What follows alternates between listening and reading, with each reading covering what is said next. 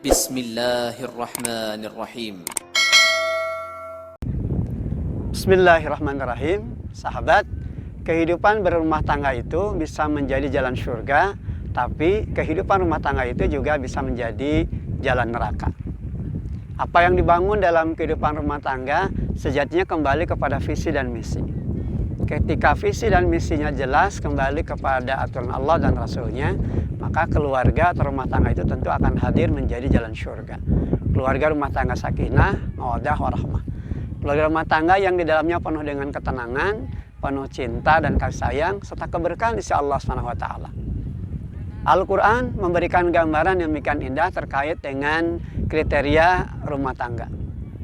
Ada 4 karakter dari 4 hal yang tentu selayaknya dijadikan sebagai bahan pelajaran sekaligus bahan peringatan bagaimana membangun fondasi rumah tangga agar apa yang dibangun dalam rumah tangga itu tentu menjadi pijakan bagi jalan surga.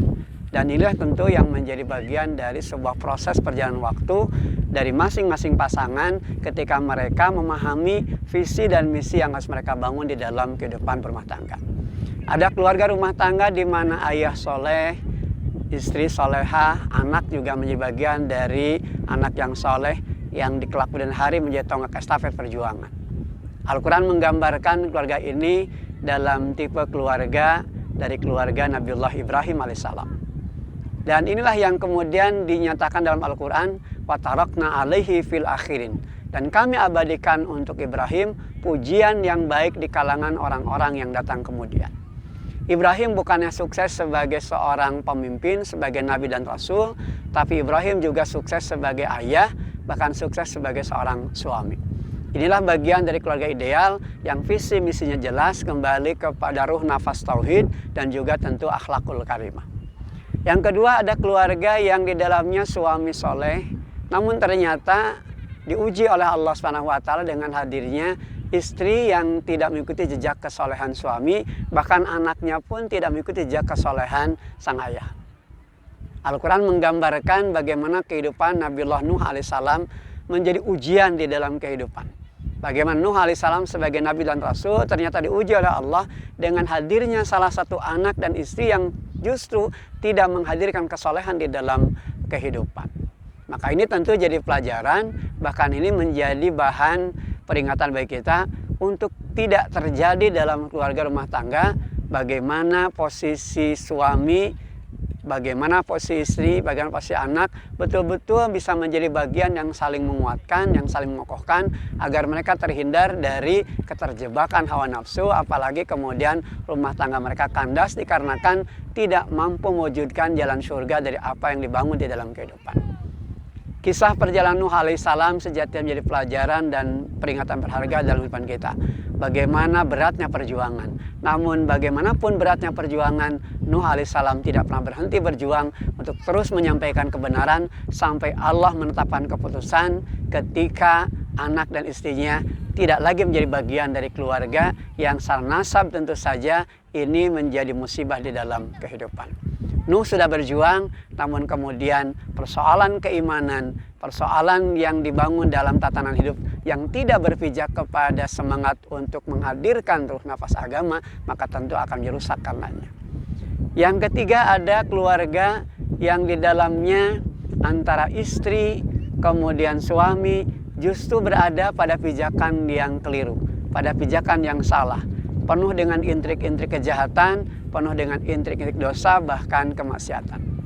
Abu Lahab di dalam Al-Quran digambarkan sebagai gambaran bagi kita yang penuh dengan pelajaran peringatan bagaimana hadirnya keluarga rumah tangga ketika suami istri tidak memiliki visi dan misi untuk mencapai tujuan surga, maka tentu ini menjadi bagian dari kehancuran bahkan kebinasaan.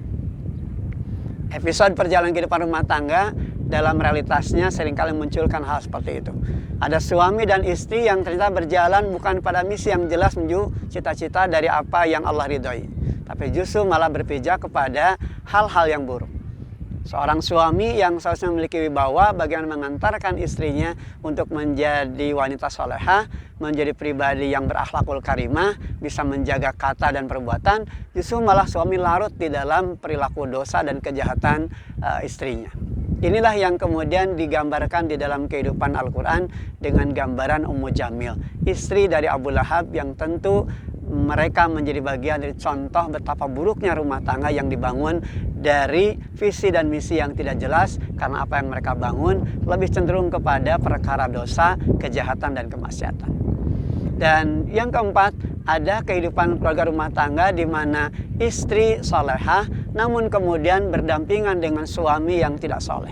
Al-Quran menggambarkan kehidupan Fir'aun, bagaimana Siti Asyah binti Mazahim adalah bagian dari sebuah pelajaran, bahkan bagian dari peringatan. Di dalam kehidupan ada kalanya pasangan suami istri dihadapkan kepada kenyataan istri demikian tekun beribadah menjadi bagian dari istri yang solehah, namun ternyata berdampingan dengan suami yang justru kandas di dalam menemukan jati dirinya sebagai imam di dalam keluarga. Maka ada satu doa yang disampaikan di dalam Al-Quran yang sejatinya menjadi pilar bagi kita selaku kepala keluarga, kepala rumah tangga, bahkan istri dan anak kita sebagai komunitas yang harus saling membangun dalam pondasi semangat saling mendoakan, saling mengingatkan, dan saling menguatkan. Doa tersebut terpati dalam surah Al-Furqan di ayat ke-74. Rabbana hablana min azwajina wa dzurriyyatina qurrata ayun waj'alna lil muttaqina imama. Ya Rabb kami, anugerahkan pasangan hidup kami dan anak keturunan kami menjadi qurrata ayun, penenang hati dan penyenang hati kami, dan jadikan kami menjadi imam bagi orang-orang bertakwa. Semoga pilar rumah tangga kita makin jelas visi dan misinya, mengantarkan keluarga rumah tangga kita menuju jalan surga yang Allah janjikan. Walhamdulillahirabbil alamin. Alhamdulillah.